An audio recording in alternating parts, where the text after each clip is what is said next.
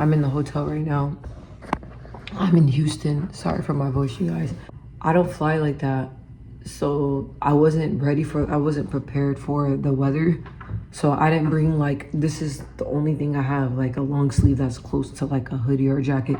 So I don't really have a hoodie. I just got a little Batman blanket. That's it. But other than that, I was not prepared for this weather because if you guys don't know, or for my subscribers that do know, I'm from Arizona.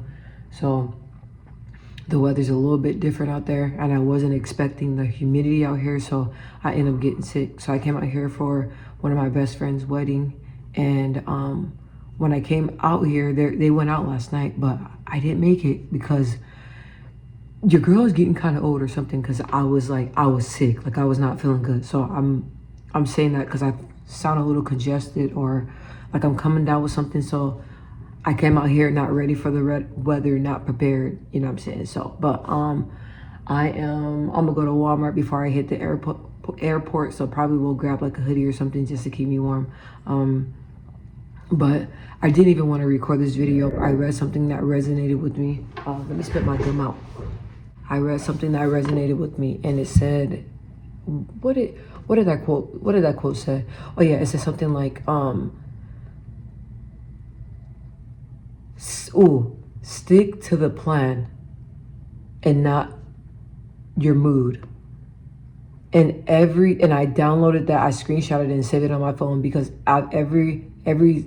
since I seen that was like pure motivation to me. Because when it comes to like recording, I haven't really been wanting to like record like that. I'm like, bro, like I go on my videos and I look and I'm like 20 views, 8 views, 2 views, 2 likes, 1 like.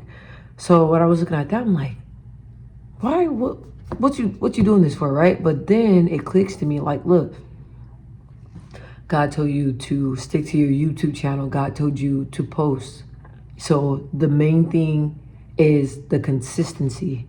That's the main thing. And I get sometimes, because my job, you guys, my personal life, it'd be a lot going on, and not always in a negative way, but it'd be a lot going on. So I don't always be focused on, you know, my dreams and goals, because life can get in the way. So I be having days where I just don't feel like recording. Like I'm like, bro, I don't have nothing to say. And if I start talking, I'm probably gonna sound crazy because I can't piece together, you know, what I'm trying to say. Or sometimes I don't have time to be sitting down writing things down. So, but I was like, you committed to this, so no matter how you feeling, just stick to the plan, okay? So that's what I've been doing. So this is really deep. And I told myself, right, I was looking in the mirror and I had my makeup done, all pretty and stuff, and I looked in the mirror and the light was just shining, and it was like a light where I can see, like fully see myself like in the mirror, right?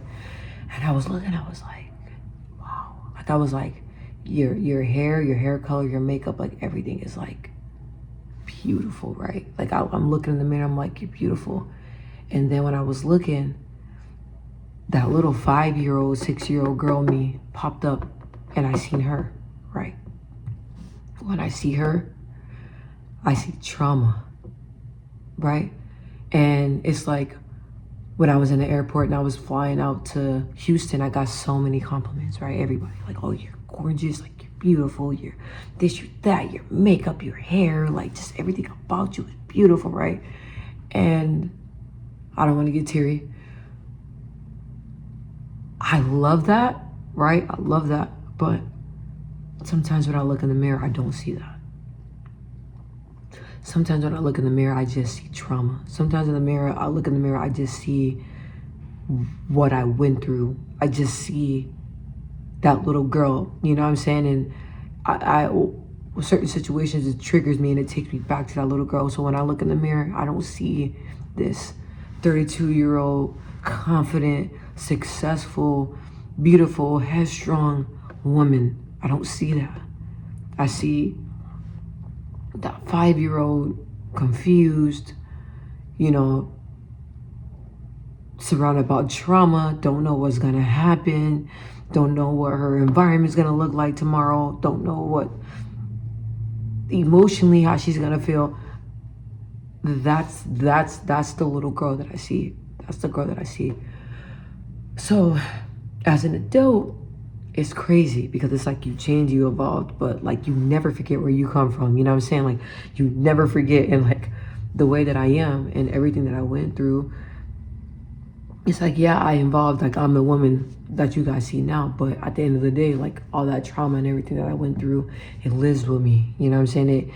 I go back there, and now that I'm older, I'm like, all right, like we're gonna stop living there. Like that's stop, right? So when I was looking in the mirror, when that little girl was creeping up, and I'm looking myself in the mirror, and I'm looking, and I'm like seeing that broken 6-year-old, 5-year-old girl, right?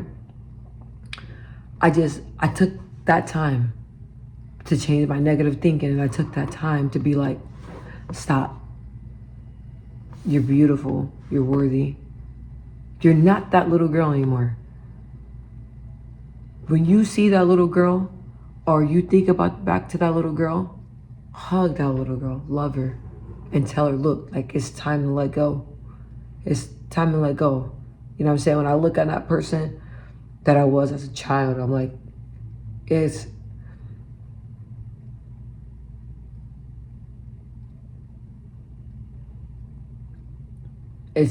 time to let go of that.